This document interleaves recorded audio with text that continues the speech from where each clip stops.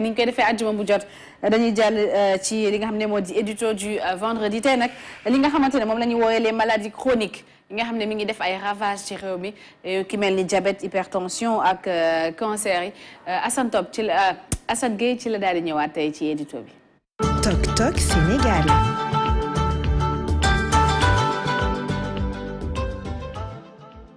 Un malaise peut frapper à tout instant.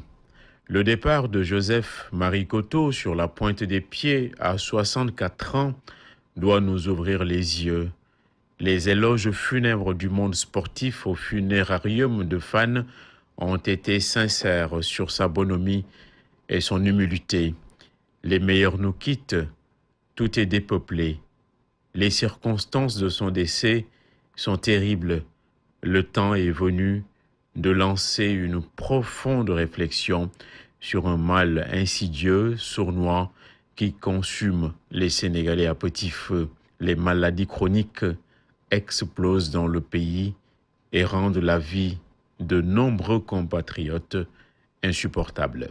Les pathologies, en effet, sont de plus en plus lourdes. Grande quantité de souffrance, piètre qualité de la vie. La santé publique, c'est d'abord la prévention, une communication à l'eau claire sur les facteurs de risque. La mauvaise alimentation est donc le sujet capital. On creuse nos tombes avec nos propres dents. On s'alimente comme on peut. Le microbiote intestinal est déséquilibré. Il ne faut pas de fatalisme, mais être proactif. L'alternative, voire notre ascèse, c'est de faire de la lutte contre les maladies chroniques et métaboliques une grande cause nationale et la priorité des priorités à côté de l'éducation, puisque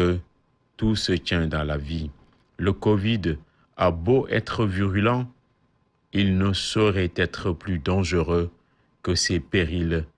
qui montent et qui montent sans cesse. Diabète, hypertension, AVC, arthrose, goutte, cancer, insuffisance rénale, obésité, ce que les spécialistes désignent sous le vocable de comorbidité sont les défis les plus grands de l'heure. Que l'alimentation soit ta première médecine, devant l'injonction d'Hippocrate, on s'est visiblement entêté, on en a pris pour notre grade. Pendant qu'il est temps, nous pouvons amorcer un retour et avoir recours aux sources. Du Ngourban du Cayor au Mbahalou Saloum, en passant par le Sombi-Guerté de la Verte Casamance, tout est bon dans cette cuisine typiquement sénégalaise. Ce sont des alicaments dont seule la bonne ménagère a le secret. Tok Tok Sénégal.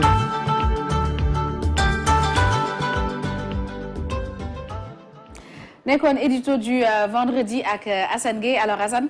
maa ngi lay nuyu di la dalal. Salaamaaleykum soxna Aïssata Ndiaye di am mbégte bu bari nag di bokk ak yow plateau bi ndax vraiment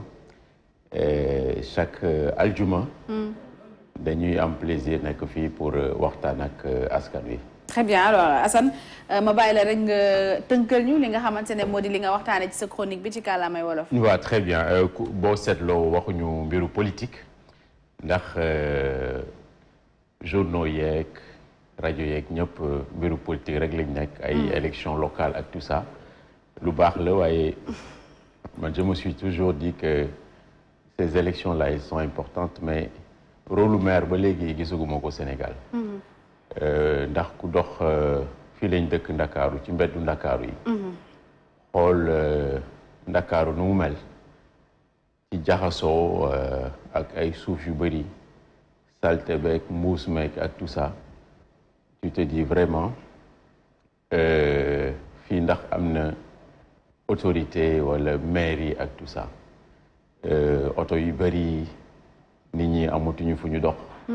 kenn nooyeetul ak tout ça man daal daf may jaaxal am na sax monsieur le président de la République nee na dina reprendre les cleaning days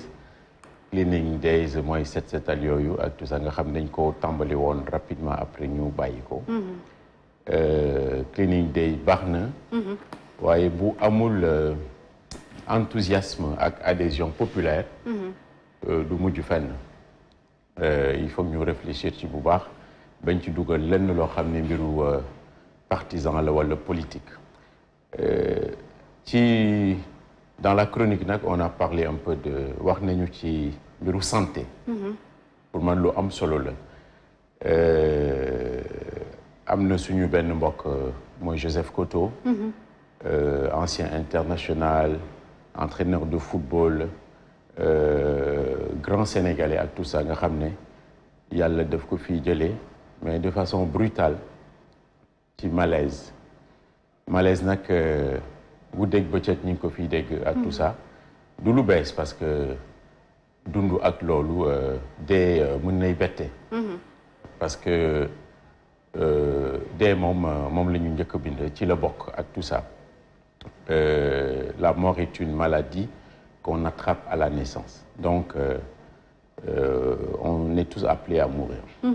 mais fréquence su malaise yi ak lu ñuy wax les maladies chroniques non transmissibles bu ñu koy cité mën nañu tàmbale par diabète ñi ko jàngi woon nga xam ne am nañu bac plus 10 bac plus et cetera ñaari façon la diabète type 1 type 2 ak tout ça mais bu mu ci mën a doon lu metti la nga xam ne da ngay dund ak moom à vie nga xam ne da nga ci gis ay amputation dafa bari loolu yëpp lu ko waral mooy changement mode de vie wala civilisation loolu bu ñu ko waxee mooy nit ñi dañoo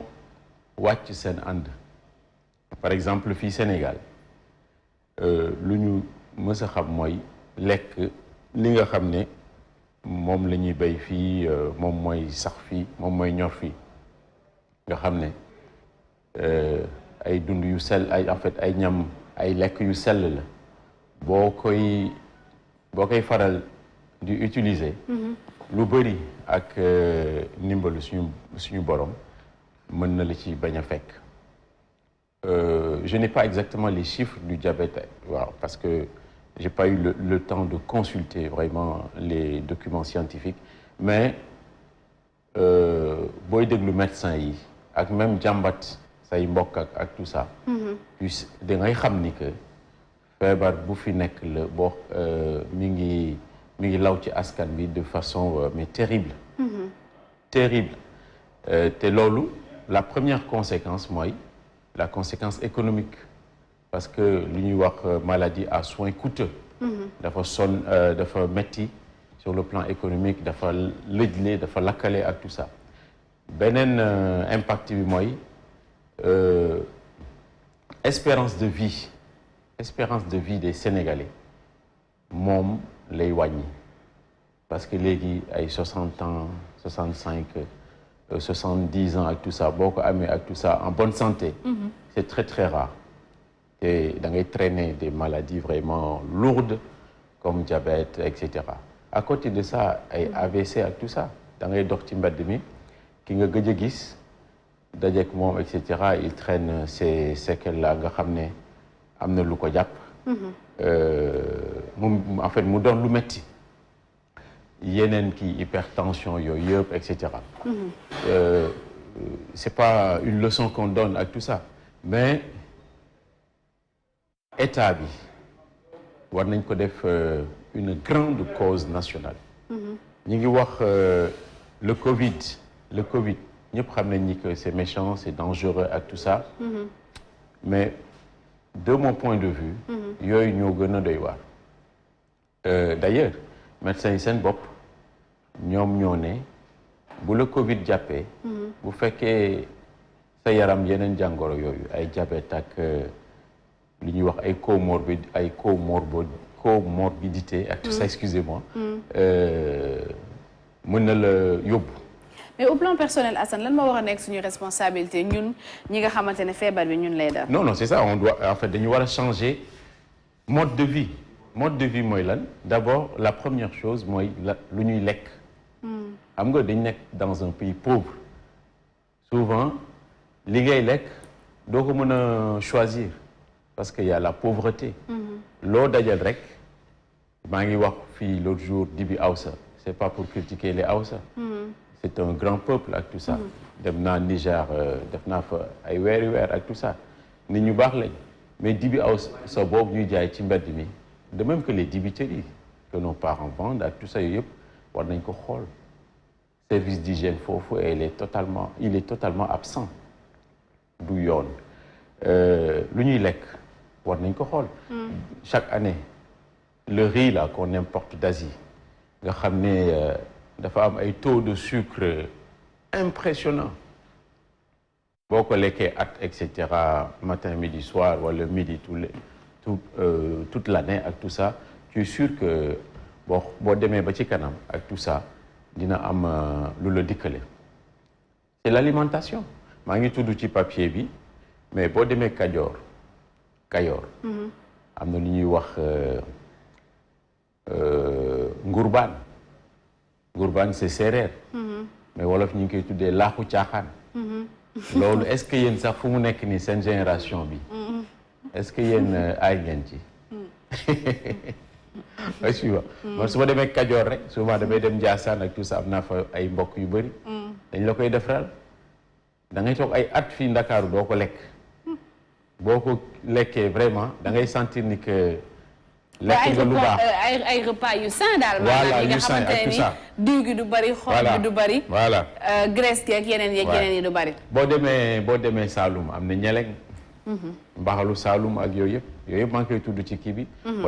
boo demee Casamance ñankatang bi le riz là qu'on produit là-bas waaw kaldu bi am na aussi sombi gerte foofu sombi gerte ay mbir yu neex la ak tout ça mais malheureusement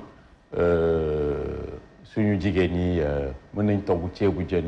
suppu kànja neex na lool ak tout ça mais war na am diversité ak variété de cuisine de sorte que dina am impact dans le long terme ci santé nit ñi léegi daal état bi war nañu gëstu mbir moomu sinon les gens vont en fait les malaises tout ça qu'on voit ak tout ça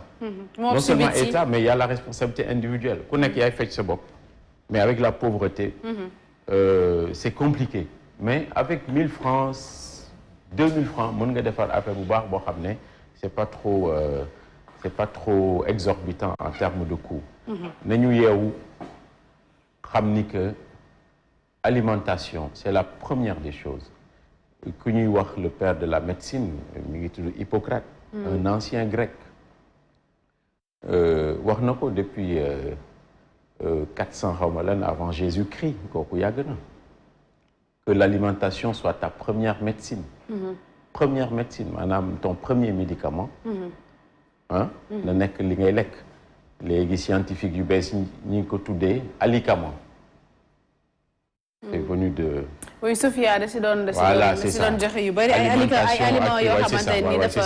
dafa baax si wérgu yaram en tout cas c'était am na beneen affaire 2 secondes c'est pas seulement la nourriture am na aussi l'environnement le cadre de vie boo gisee lu ñuy nooyi oto yu bëri oto yu Dakar ay oto yu dee rek ñoo fiy daw oto yu dee maanaam ay épave boo gisee lu ñuy dégager seen pot d'échappement ku ko nooyi mën nga am malaise wala ay maladies incurables yu bari ak tout ça parce que l'essence qu'on vend en Afrique il y a des études et des enquêtes qui ont été faites l'essence est toxique ak tout ça huile bu ñuy def dans le moteur là ak tout ça moi je conduis depuis 20 ans mais je ne conduis plus à Dakar parce que mënatul nekk su may dawal damay génn ci àll bi ak tout ça nga xam ne vraiment amul stress bu bëri huile moteur bu ñuy def souvent gars yi ils mettent de l'huile en vrac maanaam huile bu dee lañ ciy def huile bu ñu vidé ba pare nga ak tout ça boo ko defee sa moteur lu muy dégager ci échappement bi dafay mel ni daal boo ko nooyee dafay mel ni nga tux cigarette wala poone pendant 1000 ans ay cancer ngay yu dul jeex ngay dajale ak tout ça vraiment santé publique mooy loolu santé publique du rek à 10 heures nga ñëw toog joxe ay résultats wala ay pronostics coronavirus ak tout ça ça dépassé na affaire boobu ak ça la prévention c'est le point central. En tout cas, c'est très, très intéressant. Assane, ñu ngi xaar, comme yaay suñu grand reporter, ñu ngi xaar une grande enquête sur ces maladies chroniques-là. On ne sait jamais, mën nga ci def une grande enquête dans les hôpitaux et dans les ménages, surtout ci suñu lekk geek yooyu. Ñu ngi la ciy xaar bu baax a baax di la jaajëfal bu baax a baax. Non, très bien. On a un portefeuille, am nañ benn portefeuille sujet yu ñu dajale ak tout ça.